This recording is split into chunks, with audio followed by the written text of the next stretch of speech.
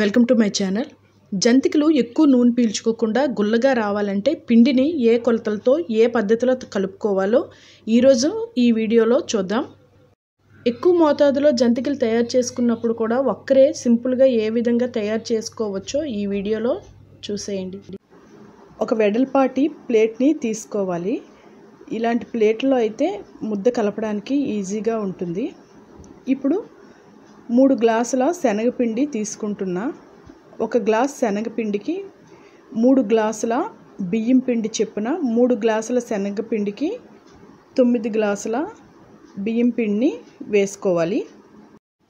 ఇప్పుడు శనగపిండి బియ్యం పిండి బాగా కలిసేటట్లు మొదట చేత్తో మొత్తం కలుపుకోవాలి.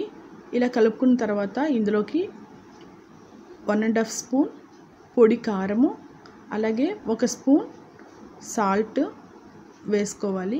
అలాగే 2 స్పూన్ల నువ్వుల్ని చిన్న స్పూన్తో వాముని 2 స్పూన్లు వేసుకోవాలి. అదే పెద్ద స్పూన్ అయితే 1 స్పూన్ వాము వేసుకోండి.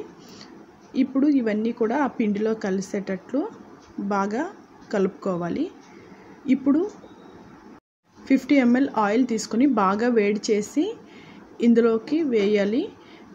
ఇప్పుడు ఆయిల్ వేడిగా ఉంటుంది కాబట్టి మొదట స్పూన్తో దీన్ని బాగా ఆ పిండిలో మిక్స్ అయ్యేటట్లు కలుపుకోవాలి. తర్వాత ఉండలు లేకుండా మొత్తం పిండికి ఆ వేడి ఆయిల్ పట్టేటట్లు చూసుకుంటే గుల్లగా వస్తాయి. ఇప్పుడు వాటర్ని బాగా వేడి చేసి కొంచెం కొంచెంగా కలుపుకోవాలి. వాటర్ ఒకేసారి వేసుకోకూడదు. ఈ విధంగా కొంచెం కొంచెం కలిపిన తర్వాత వాటర్ని యాడ్ చేస్తూ ఉండాలి. ఈ పిండి మొత్తం కలపడానికి 1.5 లీటర్ల వాటర్ వరకు నాకు పట్టింది. చూసుకొని కలుపుకోవాలి. పిండిని 2 పార్ట్లుగా చేసుకొని కలుపుకుంటే వేగంగా అయిపోతుంది, మరలా బాగా మిక్స్ అవుతుంది. ఈ విధంగా పిండిని కలుపుకోవాలి. ఇది పొడిగా అంటే మరీ మెత్తగా చేతికి తగిలేటట్టు కాకుండా చపాతీ ముద్దలాగా రావాలి. అప్పుడే మనకి జంతికలు చాలా చక్కగా వస్తాయండి. లేకపోతే పచ్చిదనం ఉన్నదనుకోండి, బయట కలర్ చేంజ్ అవుతుంది, లోపల తినేటప్పుడు మెత్తగా ఉంటాయన్నమాట. అలా కాకుండా ఈ విధంగా ఉంటే మంచి గుల్లగా వస్తాయి. జంతికలు వేసే ముందు ఆ జంతికల గొట్టం లోపల కూడా ఆయిల్ అప్లై చేసుకుంటే ఈజీగా పిండి మూవ్ అవుతుంది. అలాగే కన్నాల చట్రాల పైన జంతికలు వేసుకుంటే ఈజీగా మనం ఆయిల్లో వేయడానికి అవుతుంది. ఆ కన్నాల చట్రం కూడాను కొంచెం జస్ట్ ఆయిల్లో ముంచేసి తీస్తే ఈజీగా ఆయిల్లోనమాట జంతికి జారుతుంది.